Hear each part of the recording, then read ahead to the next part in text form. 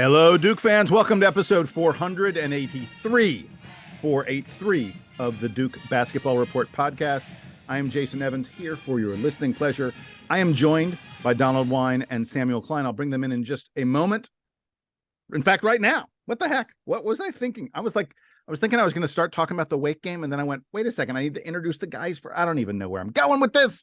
Donald Wine, how you doing, my friend? I thought you had some breaking news. I was like, I was sitting here on the edge of my seat. No, it's just you're just saying hi, so I'll say hi back. And Sam Klein. Sam, how are you? Jason, are you okay? Barely, man. I'm not sure what's happening with me. I'm in Atlanta. It's been weird weather down here lately, and it's affecting me. It's affecting me. I don't know what. Sorry, I hate to hear that, but at least it's not affecting the Duke men's basketball team. Sam with the segue. Nice job, sir. We're here to talk about the basketball game that happened last night between Wake Forest and Duke in Cameron Indoor Stadium. The Blue Devils win that game 75-73. Gentlemen, it was not as close as that final score indicates. I'll be talking much more about that a little bit later on, but we will start the way we always do. I want both of you guys to give me your headlines, and then, oh boy, do we have a slew of headlines from the listeners that I'm going to read for you. But Donald, start us off first. What's your headline from the Blue Devils victory over Wake Forest? Yeah, so I'm going to shout out. I'm going to do my own, and then I'm going to shout out one that I actually liked. I know we have a list of some, but the one that I have was Duke wins, but has a demon of a time doing it. And so I thought that was indicative of the final 5 minutes of the game. But my favorite headline was from Chris Bynum, and he wrote, Blue Devils overcome their demon Deacons in home win over Wake. You know, Chris Bynum sent us multiple headlines, and he sent one that was, "Oh, Captain, my captain, Jeremy Roach takes command," which I thought was really good as well. I like that headline a lot. Yep. Sam, what is your headline from this game? My headline from this game is Kyle Filipowski is the most boring double-double machine in Duke history. And my favorite one from the listeners, double. There were a few good ones from the listeners, but I like Chuck Westmoreland's submission. Duke takes down Deacs and ACC officials who treat Tyree Appleby like he's a 4-year All-ACC guy from the 80s. Yeah, we had several good Appleby ones that I enjoyed. Wilco on the DBR sent us one that was Appleby nearly served spinach and artichoke dip to Duke, which I thought was amusing. Clinton Weaver also had an Applebee's one. Roach founded Applebee's. Last minute fritter order canceled. I enjoyed that. And then the other one I thought that was interesting was Jim Baumgardner chimes in with Carolina in my mind as Devils deal with demons. Jim is correct. The Blue Devils have a match coming up this weekend against UNC, which we are not going to talk about on this podcast. We will be talking about that on an edition of DBR Bites. Actually, it may be just a regular podcast. It's not a Bites. That's going to be a regular. It's a regular podcast. Yeah, we'll be dealing with that tomorrow. But and I want to say right now, I do think that Duke did a pretty good job of not looking ahead, that they were focused on Wake Forest. That is something that I was very worried about, especially with a young team, with a lot of freshmen, guys who haven't played in the Duke UNC game before. It would be really easy, I think, for them to look ahead. And I thought they did a great job of not doing that. So we're done with the headlines. Let's get to the good. Plenty of good in this game, in a game that Duke wins by 2, and they probably should have won by double digits. They led by double digits virtually the entire second half. Donald, why don't you start for me? What you got in the good? Yeah, this is just a general one. And Jason, you kind of led me to it when you kind of said that this team did not look ahead to Carolina, which I agree with. I thought they were very focused on this game. And you know who else was? The Cameron Crazies. They showed up last night. It was loud in Cameron. You could actually hear. Normally on the broadcast this year, you can't really. It's hard to tell how loud Cameron is. A lot of them, they kind of drown out the audio or edit it a little bit so that it is focused more on the court than on the stands. But I don't think they cared last night. It shined through, and it was amazing to see. I know they're going to bring the energy level is going to be a level 100 compared to last night on Saturday, but I have to give a shout out to all of them because they showed up, they showed out, they were loud, and they kept this team in it even when there was a couple of scoring droughts there or a couple of times where Duke felt a little flat. When they got on this team, they jumped behind them and they really carried them to victory in this one. All right, so Sam, by the way, Donald, I 100% agree with you. I thought the energy of the Crazies was great. Sam, I'm going to let you start with the actual game and the players on the floor, and that has to begin with Jeremy Roach, 17 points in the first half, an impressive performance by our captain. And a great defensive effort down the stretch, I think. Roach was good at both ends of the floor last night. We've talked about how his return from injury has been uneven, and we're sort of waiting to see him return to form. I think the most promising thing from yesterday is that it feels like he even has a little bit more to go. Like he was such a great scorer in the first half. I don't think he was distributing that much or as much as I think he can last night. It does feel like Proctor has sort of taken over the point guard duties from him, but Roach is capable of that. And so, if you want to make comparisons, like the sort of coming of age feels a little bit like the way it did for Quinn Cook. And maybe that means that Roach has a lot more in him that he's going to prove for the rest of this season. We talked early in the year about how much Roach is going to mean to this team no matter what. And this was sort of the first sign to me last night that he's healthy enough to be contributing in that way, and that he's embracing it, and the team would not have won this somewhat close victory without all of his scoring in the first half and then all of his defense in the second. So, Guy, I agree that I thought he was great, and I love the way Duke used Roach in the second half more as a facilitator versus a scorer. He was very effective in a two-man game with Kyle Filipowski a few different times. When Wake began to catch on to that, we sort of adjusted, and Kyle Filipowski and Ryan Young began running some, give and go, high post, low post kind of action that was useful at times, including a couple really, really nice passes. And I thought the out of bounds plays that we ran for Tyrese Proctor were really good. With about 17 minutes left in the half, there was a play where he inbounds it to Derek Lively, and he just steps next to Lively, and Lively hands it back to him, and he buried a three. And I was like, oh, that's a great play and a great sign of Tyrese Proctor's confidence. Literally, like 5 minutes later in the game, they did the same thing again on the other side of the floor. It was like, Wake Forest, hello, are you going to bother to try and cover Tyrese Proctor when he's wide open at the 3-point line? And Proctor buried them both times. I thought he had a great game. Donald, give me more on the backcourt, because those guys to me led the day. Yeah, with Jeremy Roach, I think the one thing that I thought was interesting was that he took a lot of jumpers in the first half, especially from the free throw line. Like he was able to just kind of penetrate, and he didn't, while Wake Forest was thinking he was going to go all the way to the rack, he just kind of stopped at the 15-foot mark right around the free throw line and would just bury those jumpers all half long. He didn't hit a couple of threes, but the way that teams are playing now, you don't see a lot of mid-range jumpers from the free throw line. That used to be something we saw back in the late 90s, early 2000s, and even the late 2000s. That was considered an efficient way to play offense. And even when I grew up, that was, I made a living off of shooting, from that elbow. But a lot of times now people are either shooting 3-pointers or they're going for layups and dunks.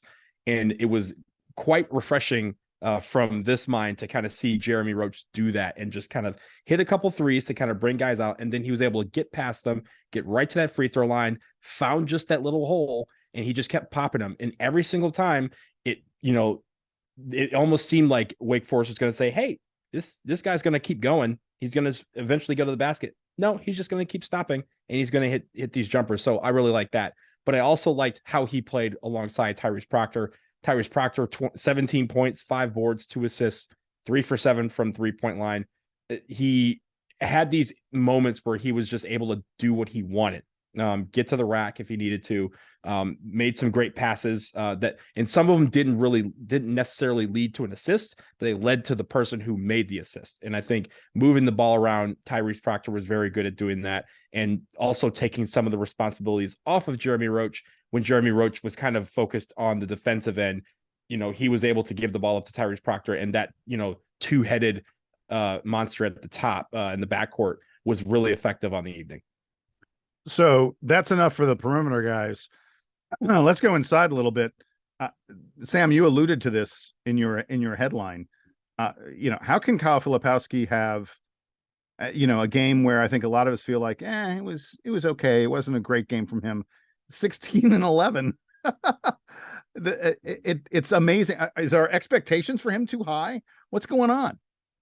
Yeah, he's gotten, I think for me personally, Flip has sort of gotten past the point of like, oh, what's, worrying about what's happening. I just assume at this point he's going to produce. And maybe we have to save some Flip for the bad, because there were a lot of mistakes that he made in this game, but you have to commend 16 and 11. You have to commend him hitting a huge shot right at the end of the game to make sure that Duke was able to seal the victory. You have to commend just his ability in the post. And you mentioned, Jason, the high-low game that he was running with Ryan Young, not something that we ever expect to see in college basketball in 2023, but Duke has two bigs with so much good, control that they were able to do that. So another impressive game for Filipowski, who's basically already locked up ACC Rookie of the Year. He might be ACC Player of the Year when this is all said and done, and he gets a shot at that. I know we're not talking about the Carolina game, but this weekend is going to be one of those games where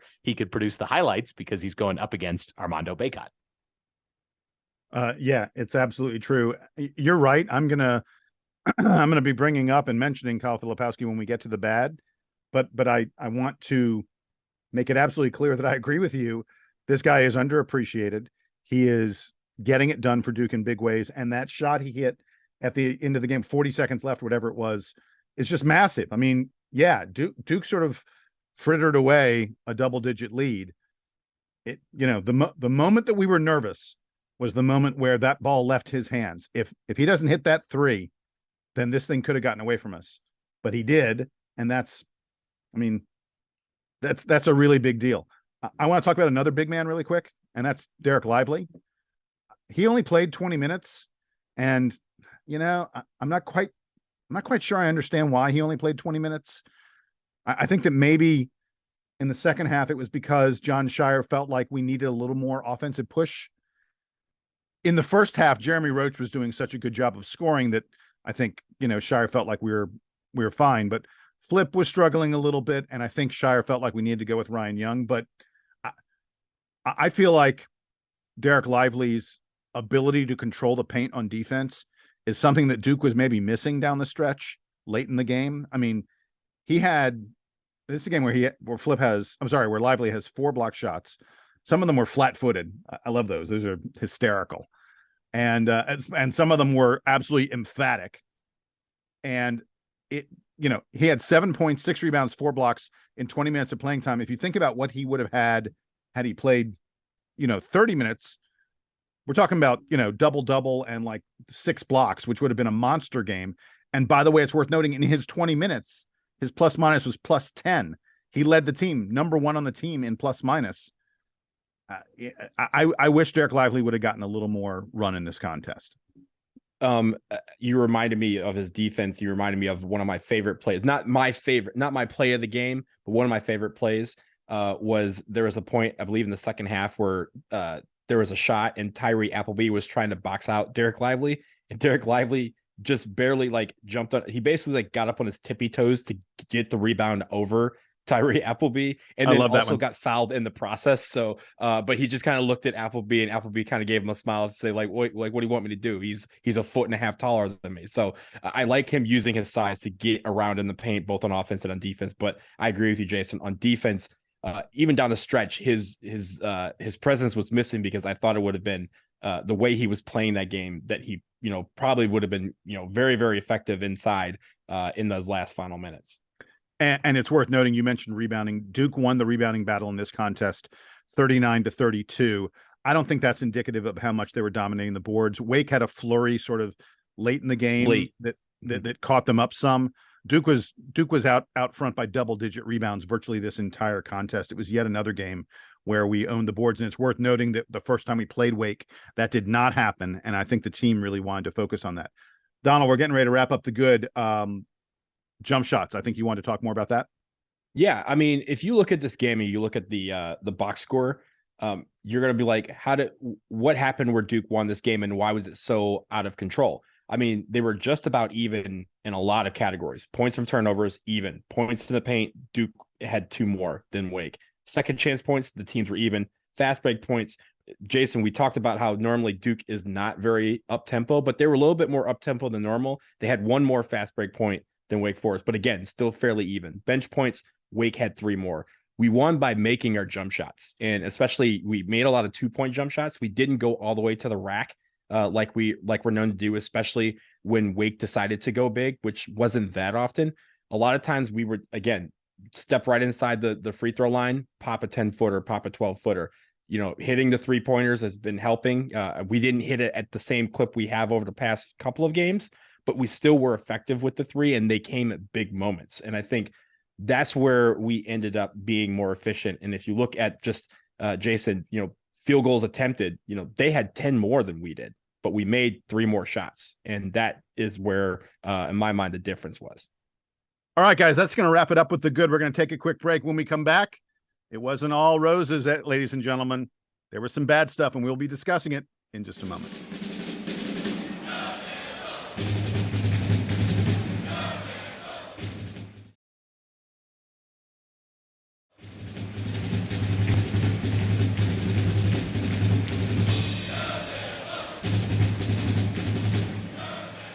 All right, we're back from the commercial break. If there was a commercial there, you know, I've been noticing lately there are very few commercials in our commercial breaks. I wonder if that's anything to do with our corporate overlords deciding to. Exactly. we're gonna have news, by the way. We're gonna have news about our corporate overlords very, very soon. Someday. We're gonna figure that out. There's some good news there. There's some stuff, bubbling to the surface. Can I spoil the most important news? Which go is ahead. that we don't know where we're going. I think it's important. Yeah, we don't know where we're going, but you will not have to resubscribe to us anywhere. That's, correct. I think, the most important thing about what we know about the future of this show is that your subscription on whatever service you are using is not going to change. So, don't worry about it. Right. Your ability to find us will not change. That is very good news. Yes, I should have put this before the break when we were doing the good. and we said when the news first came out, the sort of news that first came out, that we had no idea what was going on. We at least know now that we're keeping our feed. Right. Everything else about it may change, but right. Okay, back to the Wake Forest game. Oh yeah, we got to talk a little bit about the bad in this game, and I think I kind of want to start with Tyree Appleby. By the way, where does Steve Forbes find these guys? How does he do this? It is unbelievable. A year ago, it was Alondas Williams, who came over from Oklahoma, just exploded, blew up, became first-team All-ACC, ACC Player of the Year. This year, it's Tyree Appleby, comes over from Florida. I want everyone to understand, dude averaged 10 points per game and 3 assists per game last year at Florida. This year, he's averaging 18 and 6. He's an ACC Player of the Year candidate. I have to tell you, if I was a middling starter on a Power 5 team elsewhere in the country, and I was thinking about, maybe I should find a new home, Wake Forest would be my first choice. No question about it. Steve Forbes manages to take dudes who are, whatever, and turn them into all ACC candidates. It's incredible. Jason, it's a real skill in 2 things. 1, identifying underused talent, and then 2, putting them into a system to succeed. This is a story that's, in baseball in the early part of the 2000s, the teams that were good were the St. Louis Cardinals, basically won tons of pennants and they won a few World Series just doing this. This is a real skill. And the fact that the transfer portal is now so common and that you can play right away means that there is no limit on Steve Forbes' ability to go watch tape of guys in programs in other conferences and figure out who's going to work well for him. And by the way, if we're doing a macro conversation about what should John Shire be doing, looking more at the transfer portal and like understand, like, John Shire found Ryan Young this year and he found Jacob Grandison. One of those guys is performing insanely well, and there's no reason why they can't keep doing that. So Steve Forbes, I think, is just a little bit ahead of the curve. And by the way, and speaking of Tyree, we should bring this back to focusing on the game and the bad from the game, and Tyree Appleby being one of the bads in the game. His ability to throw himself at players and draw fouls, like the referees, I don't know how you deal with it if you're a ref, because contact is being made, but I feel like a lot of the time the contact is being initiated by him. There was a play in the second half where Tyree Appleby hit a 3-pointer, and as he went up to take the shot, he like kicked out his leg in a very big way. And he did the Steph Curry kick, but it was demonstrative. Yeah, like I feel like they need to call, like, that shouldn't be allowed. On the other hand, I root for the Atlanta Hawks, and Trae Young does that stuff all the time. So anyway, well, Jason, the answer is it's not allowed, but they called it anyway. I mean, the refs being very inconsistent and very terrible with calls on both ends of the floor of both teams, I thought was a very big nuisance in this game, and kind of made this game what it was. But I will say about Tyree Appleby, I think the one thing that he has found in what the portal is all about is that you can pick your place that you can step in and have your game accentuated and play your game. You don't have to find an offense and flow into it. You can find a place where the offense would suit you. And I think that marriage between Tyree Appleby and Wake Forest works out well. But I think, Jason, one thing that we talked about before is last time we played them, he kept going to the line. He didn't do anything from shooting from the floor. He did a lot of his damage from the free throw line. This time around, it was kind of a better balance of both. He hit jumpers, he hit some 3-pointers, and he also went to the line 8 times and hit 7 free throws. So I think we kind of traded just seeing if other guys would beat us and saying, no, Tyree Appleby is going to try and beat us. But I mean, he tried very, very well, and he had 27 points. So he was very effective on the night. We didn't really have a lot of ways that we could stop him because he was on his game for quite a while. We got to talk about the end of the game, gentlemen. Sam, what happened in the final 5 minutes? It felt to me like as I was watching this game, I actually think I had the exact same feeling that all the Duke players did, which is, all right, there's like, I think it was just over 5.5 minutes left, or about 5 minutes left. Duke was up by 14. And I was like, Duke's up by 14, 5 minutes left. Defense is like, they're not having their best game, but they're playing well enough. Like, everything's fine. And I sort of started to zone out on this. And then all of a sudden, bam, Tyree Appleby gets fouled, makes his free throws. Bam, Monsanto comes down and makes a jumper. Like, makes a 3-pointer. Like, Wake Forest, like, all of a sudden was like, oh, we only have to make a few more shots to get right back in this. And Duke completely lost focus. I would not be surprised if today there's a focus in practice on paying attention.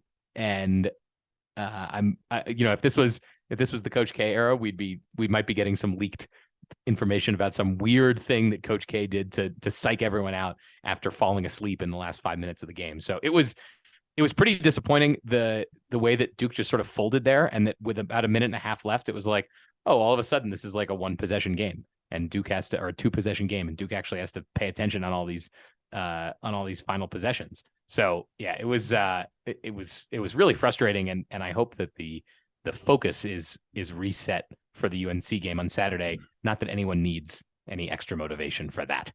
So I want to talk about that final margin, and just to be clear, I don't believe the game ever got to be a 1-possession game until the half-court 3-pointer goes in to cut it from 5 to 2. That's right. It got to I think it was a 4-point game. Right. When Flip hit his 3-pointer, it was a 4-point game. Yeah. I believe was it 6?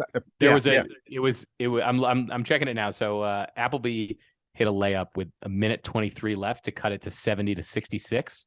And that's when, and then on the 2 possessions later, Flip hit the 3-pointer.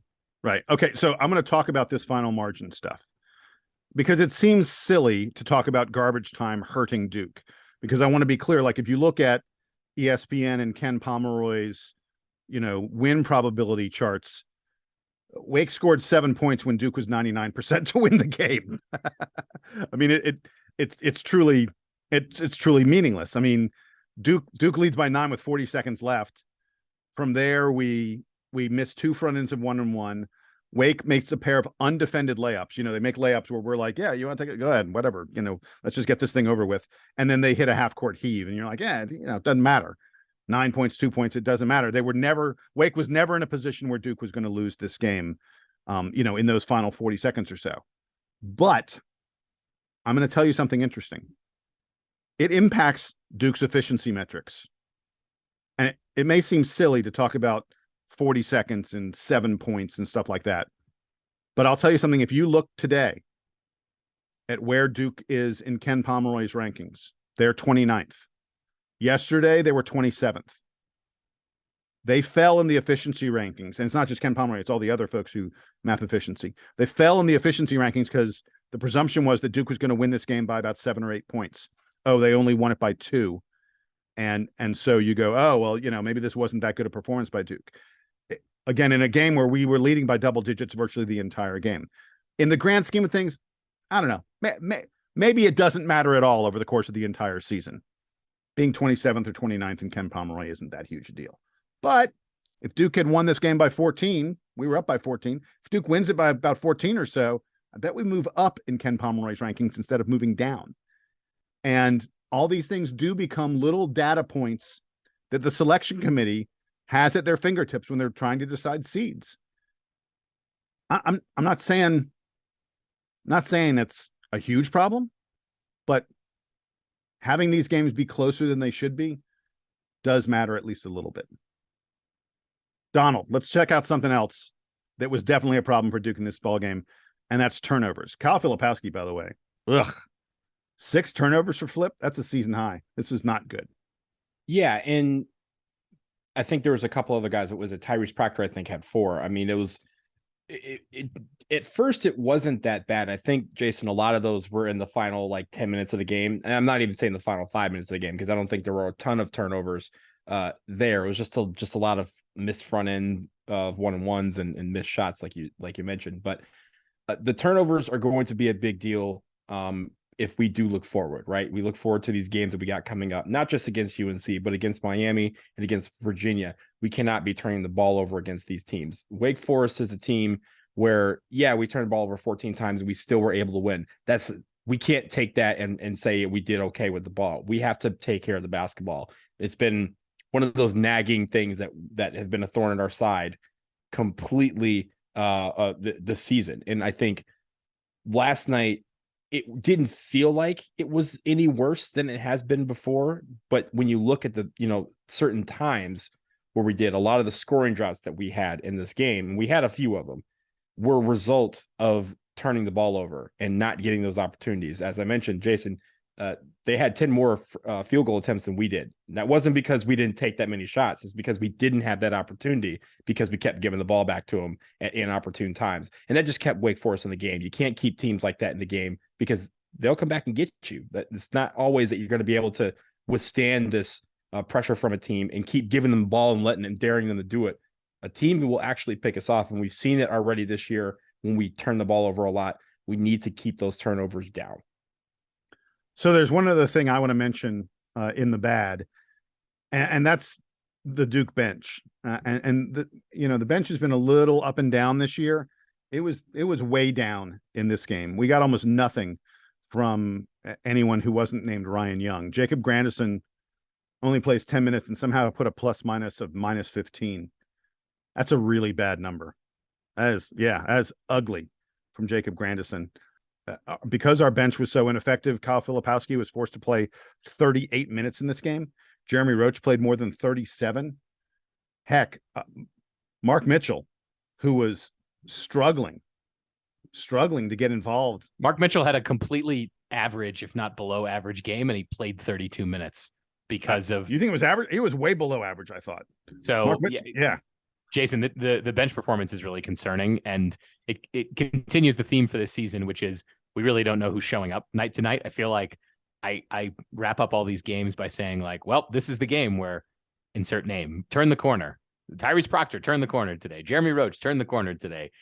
Derek Lively turned the corner today. And maybe that, Proctor does have a very good game. We talked about him. Roach has a very good game. Do we know that that's coming back in the next game? Do we know when Jalen Blakes is going to feel either healthy or prepared again? Do we know when Jacob Grandison is going to start, hitting lots of shots like we thought he was going to do all season? It is concerning that, like you said, Ryan Young is basically the only guy off the bench for Duke. Maybe when Whitehead comes back, it means that Duke's rotation is bigger. And I have been waiting to feel like I'm excited for Duke to have a 9 or 10 man rotation. It doesn't feel like that's coming together, but who knows? And I'll tell you very quickly, I think that Whitehead being out has affected this team in a big way at the offensive end. I would say right now that really Roach, Proctor, and Filipowski are the only guys that I feel like are even remotely consistent on the offensive end of the floor. There's just no, I guess Ryan Young a little bit, when we're feeding him in the post and stuff, but this is a team that is struggling.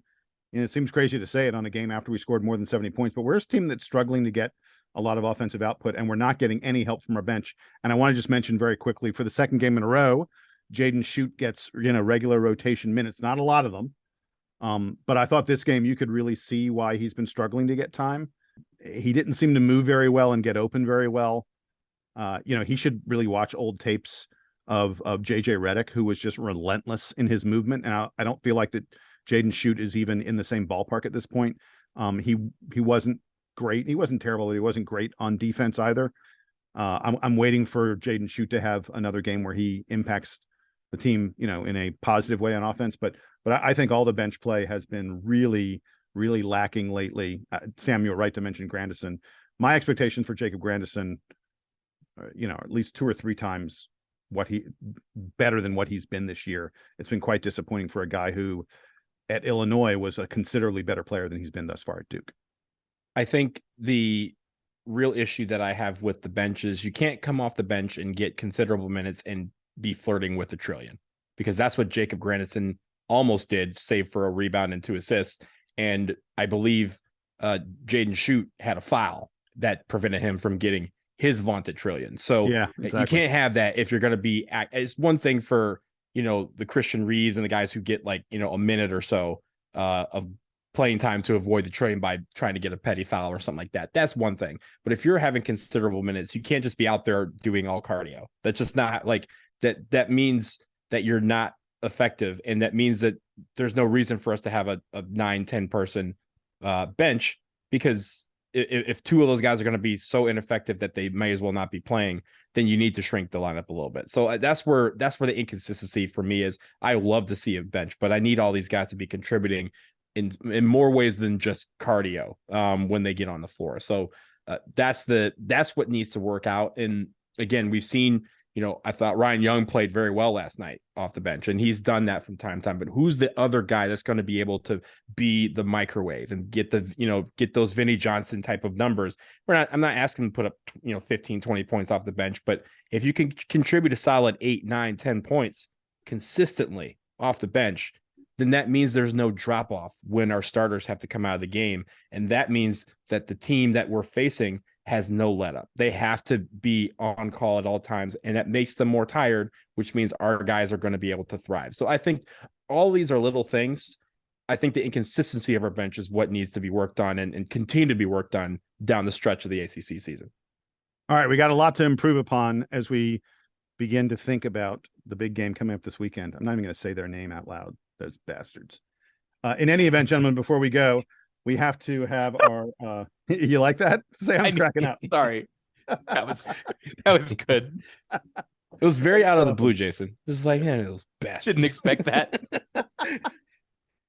Okay, we got to do our favorite play, our play of the game. Donald, get me started. Okay, so my favorite play was when Jeremy Roach had the pirouette steal with about 6 minutes left. He goes all the way. He basically steals as he's doing the pirouette. He goes all the way down the floor. He misses the contested layup, but Proctor was right there with the putback. Then there was a big stop on the other end of the floor, and then they go right back down. feed the ball into Ryan Young, and he has the layup to put Duke up 14 with about 5:30 left. That was my play of the game. That series of plays that started with Roach channeling his inner ballet to get a steal and go the other way. Sam, what do you got? Play of the game. All right, I was going to pick that one because it was awesome, but in deference to there was one other play that I really liked that also was sort of down the stretch. Ryan Young had a layup where he got a bounce pass from Kyle Filipowski, and I could feel all the old people just like slowly rising out of their seats and remembering the good times. There was just this like pure unathletic element to it. And that's not a racial commentary. That's just a like, they had this cute bounce pass, like a 5-foot bounce pass for the layup. Whoever it could have been, but great that it was Ryan Young that finished it. So I thought one of you was going to take Kyle Filipowski's 3-pointer, the only 3-pointer he hits in the game that sealed the game for Duke. How can that not be our favorite play? But I'm here to tell you that my favorite play was not that one. My favorite play was with about 13 minutes left. Derek Lively had one of those block shots. I think it was his flat-footed block shot, and it led to a Mark Mitchell run out, and Mark Mitchell got a 3-point play. It gave Duke a 13-point lead. It was like Mark Mitchell's only highlight of the entire game. But I loved this. Again, the three of us just love to take those plays that go from one end of the floor to the other end of the floor. I do want to mention something that I've never done before, which is my least favorite play. You ready for it? My least favorite play. 8 minutes left in the first half. Jacob Grandison gets a steal. Just takes the ball away from a Wake guy, and then Kyle Filipowski immediately, like within seconds, just handed the ball to Tyree Appleby, who went down and got a dunk. There's nothing worse than a guy on your team doing something good and you immediately doing something even worse, something awful that turns it into a bucket for the other team. I hate plays like that. So if I recall correctly, like John Shire had like, as soon as he like saw that, he was just like, all right, we got to talk about that. Like, we have to take a 20 right here. Oh, geez. It was really, really bad. I hated that play. All right. That's going to wrap it up for us here. That's the end of our conversation about the Blue Devils' victory over Wake Forest. We now put that in the rearview mirror and we look ahead just down the road. They're coming our way. The Tar Heels coming to Duke this weekend. We'll have a preview of that coming up tomorrow on the Duke Basketball Report podcast. Until then, I'm Jason. He's Donald. He's Sam. Here's the Duke band to play us out and take us home.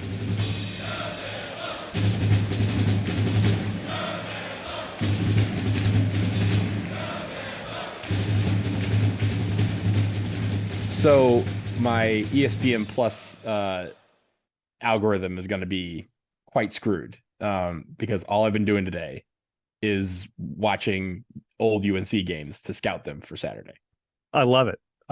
That's what we should all be doing.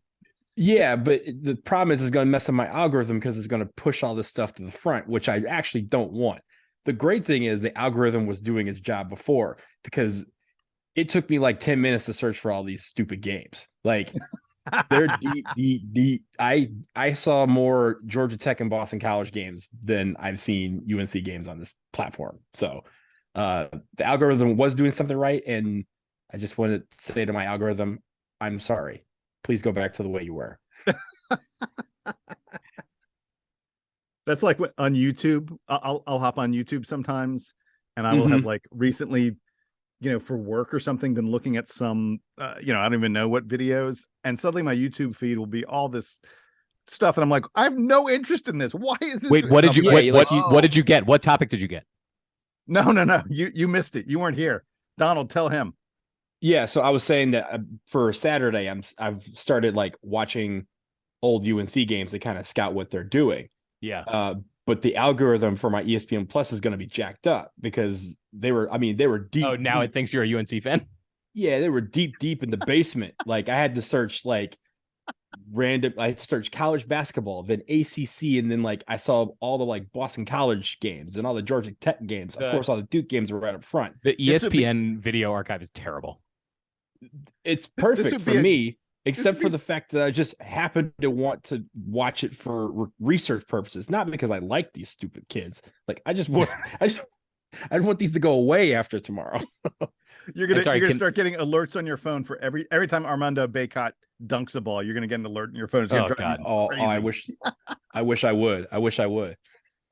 I was the YouTube. I thought you were talking about how the YouTube algorithm has, given you new hobbies, because apparently my thing is watching Japanese chefs cook high-end steak. Oh wow. Oh yeah. Like So I get all these. Yeah. I get all these That's like good stuff, man. there are a million like 10 to 15 minute videos of Japanese chefs cooking steak, and important detail. Are they in Japanese or in English? Oh, they're all in Japanese. Or they're most of them are silent. Most of them are just like ambient noise. So it's like an ASMR thing. You just hear them like slicing and sizzling and all that stuff. Wow. I don't know how no. Like they're not making, like if they're making noises, it's very like they're just cooking. Like, no, they're just masters at their craft. And you know what? Those videos, they're awesome.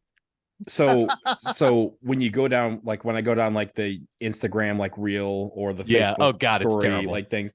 No, but the funny thing is like you get those things that pop back up from time to time. So literally all I get now, or these are two random things that popped up that I just kind of went down the wormhole. The first one is like all the cooking stuff, like how to smoke a brisket. But yeah, they're like all the ASMR, like slicing Wagyu, and it's awesome. How I cook my steak. That's so terrific. Awesome. The other one, which is just kind of randomly like not necessarily satisfying, but I watch them because I'm like, yo, this for some reason this took two minutes from my life that I've learned something, is how they shave the horseshoes off of horses. Oh my God, it's awesome. Yeah, that process so of awesome. how they do it's it's so awesome. Yeah, it was like I learned something from this. And then the next thing is like, hey, I'm gonna smoke some brisket. I'm like, okay, now I'm hungry. And then the next thing I get is another horse. So I'm like, I don't want the horse. Give me the meat. So Sam, you were asking, the thing that happened to me recently was there were volcanoes going off in Hawaii, and I was at work and we were doing a story about the volcanoes in Hawaii, and so I was finding some of the better videos that the USGS and US Geological Service had posted on YouTube and things like that. Suddenly I went to YouTube like 2 or 3 days later, and I had all these volcano videos. They were crazy cool. I mean, volcanoes are amazing. Those are awesome too. Definitely. Yeah. The nature ones, really cool. Yeah. I just opened up my YouTube. I see that Pedro Pascal is hosting SNL this week. That's great. That'd be good. Last of Us. You watching Last of Us? I am watching Last of Us. Not yet. Episode 3 was crazy so good. Episode 3 was ridiculous. Oh my by God. the way, I'm bawling. Donald, hold on. End of episode 3, I'm crying, just tears rolling down my cheek, and my wife is like, it's just TV, right? I'm like, you have no heart. You are not a human being if you're not crying. Donald, you have to watch this program. I plan on watching it, but I think I've told you this before. A lot of times when there are shows that are cultural phenomenons like this, I wait, because a lot of the same people who, like, again, not to say that you two aren't people I'm taking recommendations from, but the general masses of people, when they're doing stuff, these are all Twitter shows. I know what's going on because everyone's just talking about it on Twitter. And so later on, I get to watch it in relative peace to kind of say, okay, was Twitter right, or were they just sensationalists with all this? Yeah. No, I think this one's good. And I mean, I'm okay at staying up to date on. So there's a lot of stuff that I don't watch. If you are part of either TV or movie trivia, Twitter, I am very much part of movie Twitter.